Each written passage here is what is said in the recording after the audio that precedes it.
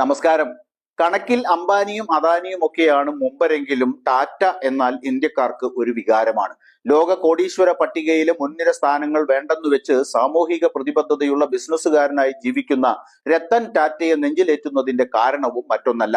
രാജ്യത്തെ ഏറ്റവും വലിയ വ്യാവസായിക കൂട്ടായ്മയാണ് ടാറ്റ ഗ്രൂപ്പ്. റിപ്പോർട്ടുകൾ പ്രകാരം പുനരുപയോഗ ഊർജ്ജ മേഖലയിൽ വൻ ചുവടുവയ്പ്പിന് ഒരുങ്ങുകയാണ് കമ്പനി. ടാറ്റ ഗ്രൂപ്പിലെ പ്രധാന കമ്പനികളിൽ ഒന്നായ ടാറ്റ പവർ ഈ സാമ്പത്തിക വർഷം 20,000 കോടി രൂപ അറ്റാദായം പ്രതീക്ഷിക്കുന്നുണ്ട്. ഈ തുകയുടെ ഭൂരിഭാഗവും ഗ്രീൻ എനർജി പോർട്ട്ഫോളിയോയ്ക്കായി നീക്കിവെച്ചിരിക്കുന്നുവെന്നാണ് വിവരം. കഴിഞ്ഞ വർഷം കമ്പനി അനുവദിച്ച തുകയുടെ ഏതാണ്ട് ഇരട്ടിയാണിത്. ഇത് പുനരുപയോഗ ഊർജ്ജ സംരംഭങ്ങൾ വിപുലീകരിക്കാനുള്ള ടാറ്റ ഗ്രൂപ്പിന്റെ പ്രതിബദ്ധത ഉയർത്തിക്കാട്ടുന്നു. പദ്ധതിക്കായി ആന്തരിക പണമൊഴുക്കും കടവും ഒരുപോലെ ഉപയോഗപ്പെടുത്താനാണ് തീരുമാനം. ചൊവ്വാഴ്ച നടന്ന ഓഹരി ഉടമകളുടെ യോഗത്തിൽ Tata power chairman N Chandrasekharan തന്നെയാണ് ഈ തന്ത്രപരമായ പദ്ധതി വെളിപ്പെടുത്തിയത്. മേഖലയിൽ ഇതിനോടകം വൻ നിക്ഷേപങ്ങൾ നടത്തിയ റിലയൻസ് ഇൻഡസ്ട്രീസിനും അദാനി ഗ്രൂപ്പിനും നേരിട്ടുള്ള വെല്ലുവിളിയാകും ടാറ്റയുടെ കടന്നുവരവ് എന്ന കാര്യത്തിൽ യാതൊരു തർക്കവുമില്ല. മുകേഷ് അംബാനിയുടെ നേതൃത്വത്തിലുള്ള റിലയൻസ് ഇൻഡസ്ട്രീസ് ഇതിനകം $75 ബില്യൺ നിക്ഷേപം ഗ്രീൻ എനർജി മേഖലയിൽ പ്രഖ്യാപിച്ചിട്ടുണ്ട്. ഗൗതം അദാനിയുടെ അദാനി ഗ്രൂപ്പ് 2030 2.3 ലക്ഷം കോടി രൂപയുടെ നിക്ഷേപം വാഗ്ദാനം ചെയ്തിട്ടുണ്ട്. റിപ്പോർട്ടുകൾ പ്രകാരം അദാനി ഗ്രൂപ്പിന്റെ ഗ്രീൻ ഹൈഡ്രജൻ ബിസിനസ്സിൽ $9 ബില്യൺ പ്രാരംഭ നിക്ഷേപം ഉടൻ ഉണ്ടാകും. ഇതിൽ $4 ബില്യൺ മിഷനറികൾക്കും നിർമ്മാണ പ്ലാന്റുകൾക്കുമാണ്. ശേഷിക്കുന്ന $5 ബില്യൺ 5 ജിഗാവാട്ട് ഇലക്ട്രലൈസർ നിർമ്മാണ ശേഷി വികസിപ്പിക്കുന്നതിനാണ്. സൗരോർജ്ജ ഉൽപാദനം മുതൽ ഹരിത ഹൈഡ്രജന്റെ ഉൽപാദനം വരെ സമഗ്രമായ പദ്ധതിയാണ് റിലയൻസിനുള്ളത്.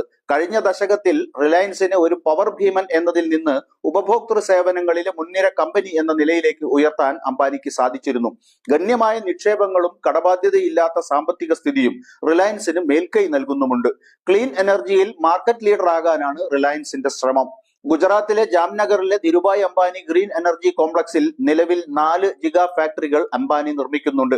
അതേസമയം ഗ്രീൻ എനർജിയിലേക്കുള്ള ടാറ്റ ഗ്രൂപ്പിന്റെ ഗണ്യമായ നിക്ഷേപം കമ്പനിയുടെ ചരിത്രത്തിൽ ഒരു പുതിയ അധ്യായം വ്യക്തമാക്കുന്നു. പുനരുപയോഗ ഊർജ്ജത്തിന് മുൻഗണന നൽകി ഇന്ത്യയുടെ സുസ്ഥിര ഊർജ്ജ പരിഹാര ലക്ഷ്യങ്ങളിലേക്ക് സംഭാവന നൽകാനാണ് കമ്പനി താൽപര്യപ്പെടുന്നത്. ഈ നീക്കം ഹരിത ഊർജ്ജ ഭൂപ്രകൃതിയിൽ ടാറ്റ ഗ്രൂപ്പിനെ ഒരു ശക്തമായ എതിരാളി എന്ന നിലയിലേക്ക് ഉയർത്തും. റിന്യൂവബിൾ എനർജി മേഖലയിൽ ടാറ്റ, റിലയൻസ്, അദാനി എന്നിവരുടെ മത്സരം രാജ്യത്തിനും നിക്ഷേപകർക്കും നേട്ടമുണ്ടാകുമെന്ന് വിദഗ്ധർ കരുതുന്നുണ്ട്. മുൻനിരക്കാരുടെ മത്സരം വിദേശ നിക്ഷേപകരെയും ആകർഷിക്കാം. ഇത് മുഴുവൻ വ്യവസായത്തിനും ഗുണം ചെയ്യും.